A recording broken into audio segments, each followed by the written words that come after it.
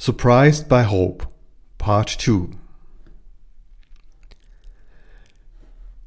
This series takes up the main ideas from the book by Bible scholar N.T. Wright, Surprised by Hope, Rethinking Heaven, the Resurrection, and the Mission of the Church. And there's also a German translation, which I discuss in the German version of this video on the channel Berührsuche, von Hoffnung überrascht, was die Bibel zur Auferstehung und zu ewigem Leben sagt. Therefore, in this series I would like to present only the main points and encourage everyone to read the book for themselves and check the arguments against the Bible. One thing is important to know, I read the book in the German translation. So all the quotes are from the German translation and I retranslated it into English for this video series. So the quotes will therefore differ from the English original, and I encourage you to read the English original. We start with a topic in his chapter, Well Prepared, but No Goal in Sight. This is how N.T. Wright describes what his book is about. And remember, that's the English translation of the German text. This book deals with two questions that have often been treated completely separately, but which I passionately believe belong very closely together. Firstly, what is the ultimate Christian hope? Then, what hope is there for change, for salvation, for transformation, for new possibilities within the present world? So, today there is a vast number of different answers to this question, all of which more or less claim to be based on the Bible. And which one is right? Wrong question. It is better to ask ourselves which view is closer to what the text says. Tom Wright has a good tip on this. And since good theology is never based on the opinion of the majority, what does the Bible teach on this subject? What do Jesus and the apostles say? I'm afraid that unfortunately only a few people are really interested in this. But we are all influenced by what we have read, heard, and seen since childhood. Ultimately, this is reflected in the behavior of each individual. If we are living in the end times and will soon be taken to heaven by the Lord and the earth will be scorched with fire anyway, what do we care about environmental problems or climate change now? Not my thoughts, but those of quite a few evangelicals in the US. And quite a few try to make spiritual contact with the dead. Even certain customs indicate that the conception of many differs significantly from that of Jesus' first disciples. Tom Wright has this interesting topic to, or item to, or quotes that. Funeral customs, new or re-emerging today, bring out the same kind of confusion. The gesture of placing objects next to the deceased in the coffin to comfort or help them in their future lives was until recently described by cultural observers as an interesting custom that has now been abandoned in modern Western society. Meanwhile, gifts for the deceased are making a comeback, with photos, jewelry, teddy bears, and the like being placed in the coffin. Nigel Barley recounts stories from a crematorium employee, stories of widows placing a packet of wholemeal biscuits, of the deceased's second pair of glasses and dentures in the coffin. In one case, a widow placed 2 aerosol cans of glue in the coffin. Her husband had always used it to glue his toupee on. The spray cans caused an explosion, bending the door of the crematorium's combustion chamber. So there is probably no better way to summarize the situation than this. Most people simply do not know what the Orthodox Christian faith actually consists of. And he writes, frankly speaking, what we have today is not the sure and certain hope of the resurrection of the dead, as the old liturgy says, but the vague and fuzzy optimism that things will somehow be all right in the end. Therefore, we need to address some key issues relating to our hope based on Scripture. How can we know anything at all about all these things? And the Church of England, where he's a part of, says Scripture, tradition, and reason. But he also says, and in an approximate mixture, I submit that a good proportion of our present view of death and the afterlife derives from none of these sources, but from cultural impulses which have generated at best semi-Christian informal traditions. Second question, do we have immortal souls, and if so, what are they? And third, Jesus' own resurrection must be the starting point for all Christian thinking on the subject of hope. So to do this, we have to go back 2,000 years in history. So let's have a look at the early Christian hope in its historical context. The resurrection of Jesus is described in the New Testament, in the Gospels and the letters. However, with certain deviations. If the accounts were exactly the same word for word, it would be said that one source had merely copied from the other. Now, however, we are dealing with eyewitnesses' accounts that differ from one another. This may be a problem for someone who advocates literal inspiration. See my video, The Canon of the New Testament, Part 9, Inspiration. But is that so unusual? You can see the same thing with eyewitness accounts today, but only in the rarest of cases would one conclude that the event described never took place.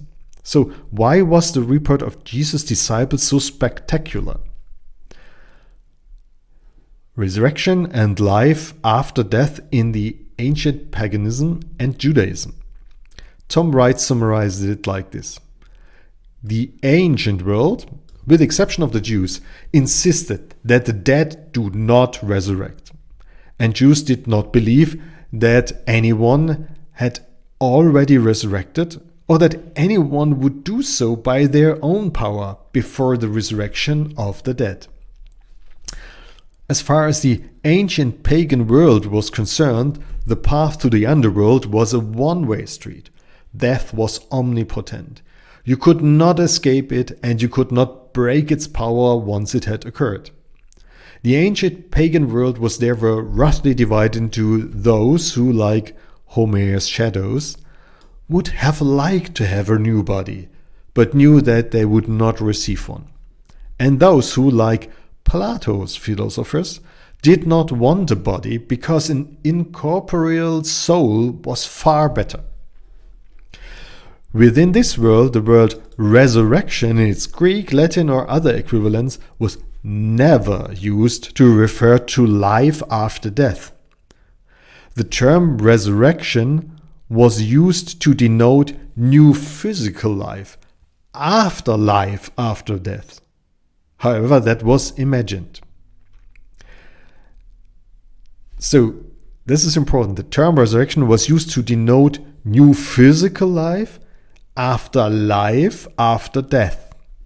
That may be already a surprise. In terms of content, resurrection referred specifically to something that happened to the body. Hence the later debates about how God would bring about a resurrection, whether he would work with existing bones or create new bones, etc. Such debates could only occur when it was fairly clear that something tangible and physical would be the end result. According to Mark 6:14-16 and the parallel passages, Herod the Great is reported as saying that he thought Jesus might be John the Baptist, who had risen from the dead, but he did not think it was a ghost. When the first Christians said that Jesus had been resurrected from the dead, they knew that they were saying that something had happened to him that had never happened to anyone else, and that had not been expected at all. They did not say that Jesus' soul had entered heavenly bliss. So, what was the situation in the Jewish world? Some Jews, like the Sadducees, agreed with the Gentiles who denied any afterlife, especially a physical afterlife. Others agreed with the pagans who thought of a glorious, albeit incorporeal, future for the soul. Here the philosopher Philo is the obvious example. But most Jews of the time believed in the eventual resurrection of the dead. That is, that God would take care of the soul after death until he would give new bodies to his people on the last day, when he would judge the whole world and make it new. John 11:24, I know that he will rise again at the resurrection on the last day. But didn't Jesus say in Mark 12, verse 18 to 27, Matthew 22, 23 to 33, and Luke 20, verses 27 to 40, that we become angels in the resurrection? Here, too, you have to read the texts carefully, preferably in the original languages. He said to be like angels in Matthew and Mark, or equal to in Luke, angels. And that was a discussion with the Sadducees, who completely denied a resurrection. Apart from this discussion, the more or less only reference to the resurrection as a whole within the Gospels appears in Matthew 13:43, and thus quotes Daniel 12:3, and thus the usual view in the Jewish world. And what about the isolated reference in John 5:28-29? Do not be amazed at this, for a time is coming when all who are in the tombs will hear his voice and will come out. Those who did the good deeds to a resurrection of life, those who committed the bad deeds to a resurrection of judgment. John 5:28-29 NASB. On this, Tom Wright writes, up to this point, he remains squarely on the map of first century Jewish belief. In contrast to his redefinition of the kingdom and messianicity, he seems to have had little or nothing new to say on the question of resurrection, except that he then begins to tell his followers that he himself will be killed and then resurrected 3 days later. But the gospel insists again and again that the disciples simply could not understand what Jesus was saying. They discussed among themselves, somewhat confused, what this rising from the dead could mean. You'll find that in Mark 9:10, interestingly reported only in Mark. This was not because the disciples simply didn't know their Bible well enough, the Hebrew Bible, or were even a little slow on the uptake. The resurrection of a single person before that time was simply beyond their imagination. So far, Jesus' crucifixion was the end of all their hope. So for them, Jesus' crucifixion was the end of all their hope. Nobody dreamed of saying, "Oh, that's okay, he'll be back in a few days." Or, "Well, at least he's in heaven with God now." According to Luke 24:21, they were thinking, "We had hoped he was the one who would redeem Israel." In other words, the crucifixion meant that the kingdom had not come, not that it had come. The crucifixion of a would-be Messiah meant that he was not the Messiah, not that he was. When Jesus was crucified, every single disciple knew what that meant. We backed the wrong horse. The game is over. So this is the context in which the early Christian hope was proclaimed. If we keep this in mind, we understand much better the surprising character of early Christian hope, which we will look at in the next part. Thank you very much for watching and listening. Goodbye.